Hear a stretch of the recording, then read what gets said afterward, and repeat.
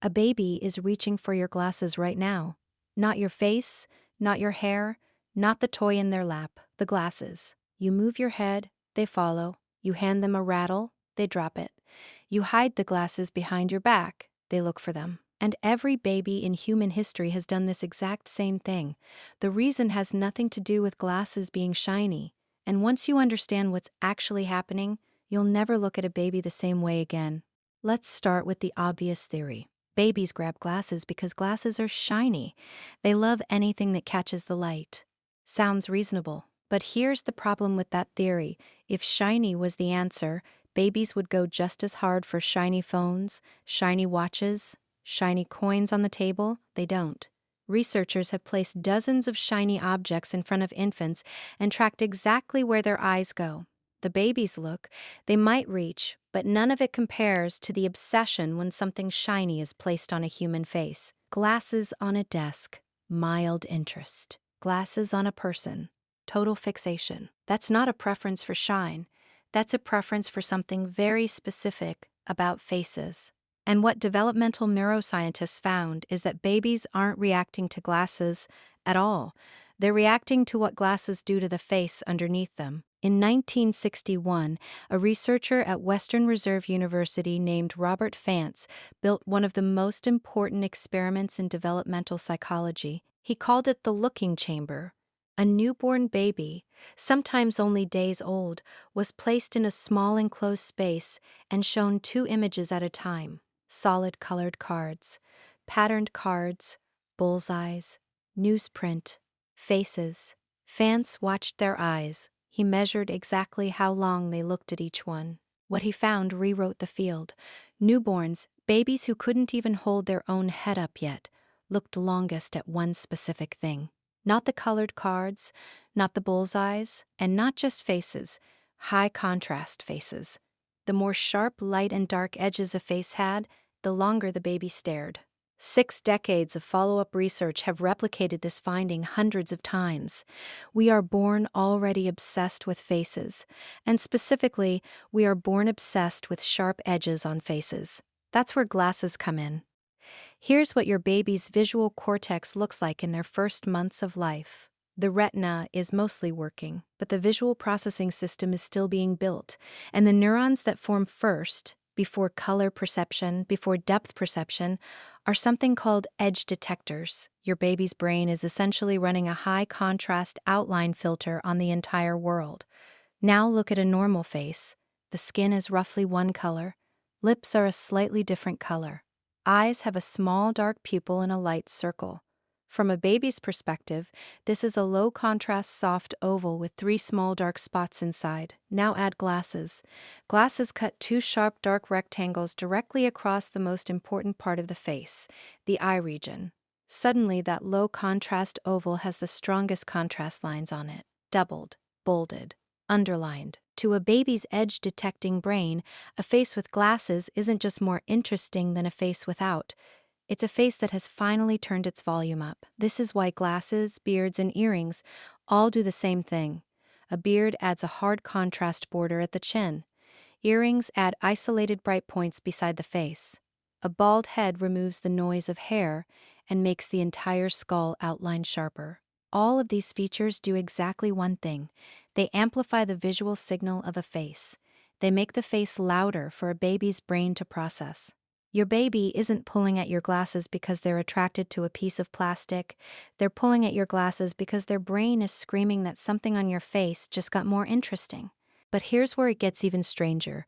Researchers at Harvard and Birkbeck College in London have spent decades studying how infants build their understanding of faces. Specifically, how they learn what counts as a face at all. The answer is uncomfortable for adults. Babies don't see faces the way you and I do. An adult brain processes a face holistically. We see the whole person, the eyes, the nose, the mouth, the expression, as a single unified object. We can recognize a friend from across a noisy room with only a partial view. Infants can't do that yet. They have to build that ability. And they build it by collecting examples. Every face a baby sees is data. Every expression is labeled training data. Every variation, glasses, no glasses, beard, no beard, hat, no hat, is another sample point that helps their brain figure out the rules. When a baby reaches for your glasses, they're doing something extraordinary. They're testing whether the glasses are part of you or separate. If the glasses come off, the face is still there, so glasses are not the person. If the glasses stay on, glasses are part of this particular person. Either way, they've added a data point. They've learned a new variation. Your baby is running the largest facial recognition training program any human will ever run, and they're using your face, your specific face, with everything on it, as the textbook. Your face is the most studied object in their entire world. Now, once people are well connected, now I want to tell you about something most people don't know about how this affects babies long term. Researchers studying infants between 4 and 6 months old have found something remarkable. Babies who spend time around faces with high variation, different people, different facial features, different ages, develop measurably stronger facial recognition abilities later on. Babies who saw more diverse faces, including faces with glasses, beards, jewelry, makeup, hats, got better at recognizing all faces, including ones they'd never seen before. Think about what this means. Every time your baby grabs your glasses and you laugh and let them touch them, you are accidentally teaching them how to recognize humans for the rest of their life. You are not just their parent, you are their first data set. And here is the line that stopped me cold when I read this research. Babies don't grab your glasses because they're playful. They don't grab them because they're attracted to shiny things. They grab your glasses because their brain is asking the most important question a human brain ever asks. What is a person? And your face, with everything on it, is the answer they're looking for. Matter of fact, now I want to be honest about something, because the videos that skip this part are the ones you should stop watching. Not every baby grabs glasses with the same intensity. Not every baby is fascinated by beards or earrings. Babies vary. Genetics vary. Visual development happens on different timelines. The research I just walked you through isn't a perfect rule. It's a tendency. Some babies show heavy fixation on high-contrast facial features. Some barely notice. Both are completely normal. What the research is clear on is the underlying mechanism. High-contrast features genuinely do hijack infant attention. That part is solid. What's less certain is exactly how strongly each individual baby responds. So if your baby is obsessed with your glasses, this is almost certainly why. If your baby couldn't care less, that's also normal. Both versions of your baby are fine. If you wear glasses and you've ever felt a small pang when a baby grabs them and tries to crush them in their tiny fist, I want to tell you something. That moment is one of the most important things happening in their development that day. You don't have to take the glasses off. You don't have to hand them over. But the next time it happens, take a second. That tiny human reaching toward your face is doing the deepest work their brain is capable of. They're learning, through your face, what a person looks like. They're building the visual library they'll use for the rest of their life. If you have a beard, the same thing is happening. If you wear earrings, the same thing. You are not a target. You are a teacher. You just didn't know you were teaching. So the next time you're at a coffee shop, on a bus, at a family dinner, and a baby across the room locks onto your glasses and won't look away, remember what's actually happening. That's not staring. That's not random. That is a small human brain running the most important software it will ever run and using your face as the input.